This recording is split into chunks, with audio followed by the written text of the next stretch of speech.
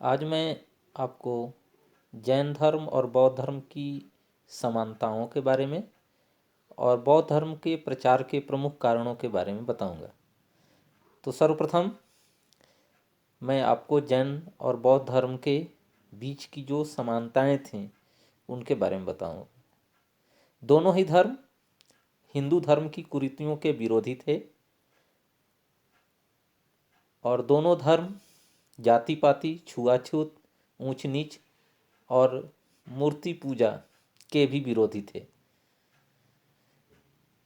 दोनों धर्मों के प्रमुख प्रवर्तक वर्धमान महावीर और गौतम बुद्ध क्षत्रिय राजकुमार थे।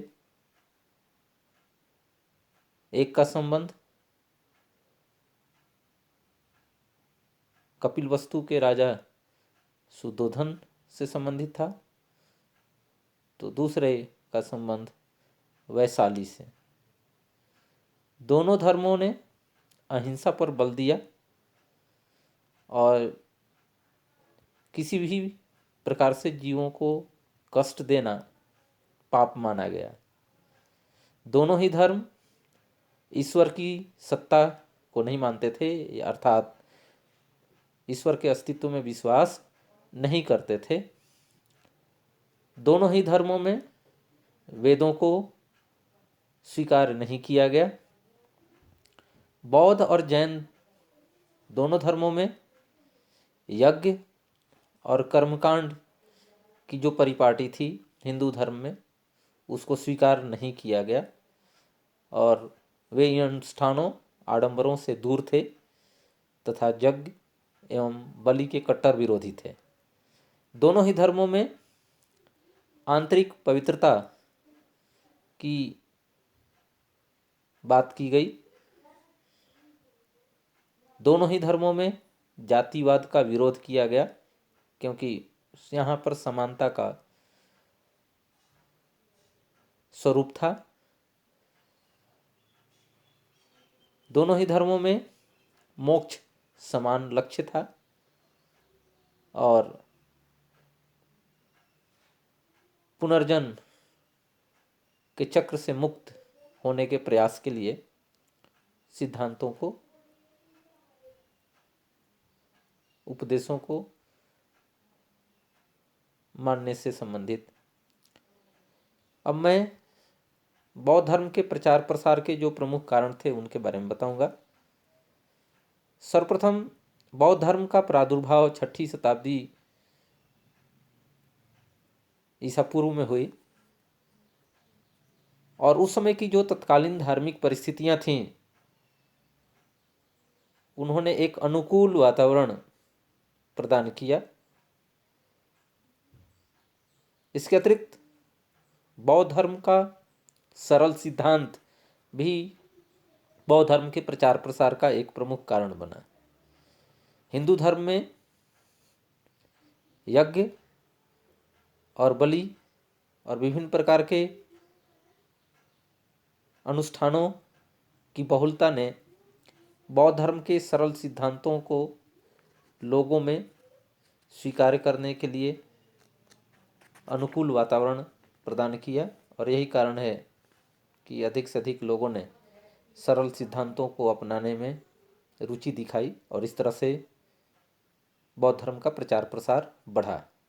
इसके अतिरिक्त गौतम बुद्ध का व्यक्तित्व भी एक प्रमुख कारण था।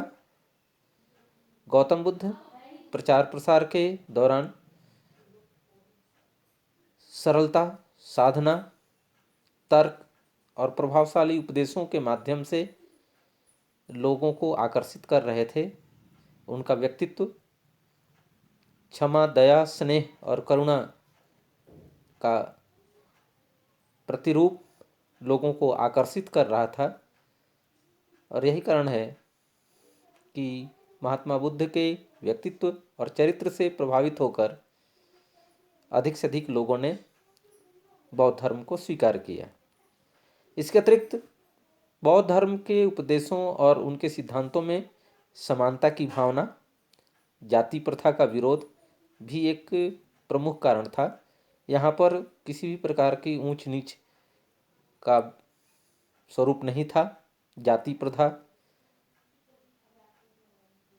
के विरोधी होने के कारण अधिक से अधिक लोग, खासतौर से जो जाति प्रथा के कारण, वर्ण व्यवस्था के कारण अपने को निम्न महसूस कर रहे थे, उन्होंने बौद्ध धर्म को बहुत अधिक स्वीकारा और इस तरह से बौद्ध धर्म का प्रचार प्रसार बढ़ा। एक और कारण लोक भाषा शैली का प्रयोग। महात्मा बुद्ध और उनके संघ से जुड़े हुए प्रचारक लोक भाषा पाली में बौद्ध धर्म का प्रचार प्रसार करते थे और यही कारण है कि अधिक से अधिक लोक भाषा में प्रचार होने के कारण जन सामान्य की पहुंच बढ़ी और उन्होंने इस धर्म को बेहतर तरीके से समझा और फिर स्वीकार किया। मध्यम मार्ग इसका एक और प्रमुख कारण है।